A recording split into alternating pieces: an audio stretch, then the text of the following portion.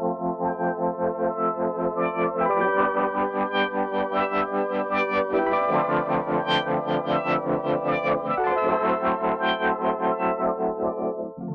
into the Samsung Galaxy store in Tokyo, and there's 6 levels here. Just stopped by the Samsung Cafe. Woo!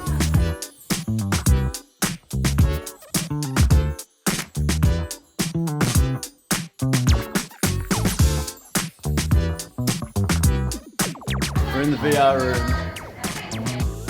It's just as entertaining to watch.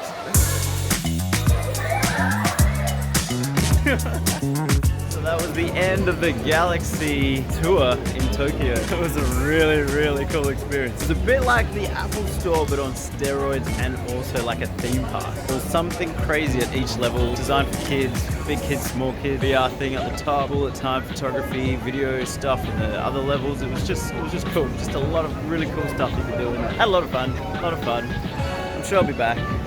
Until then, see you again.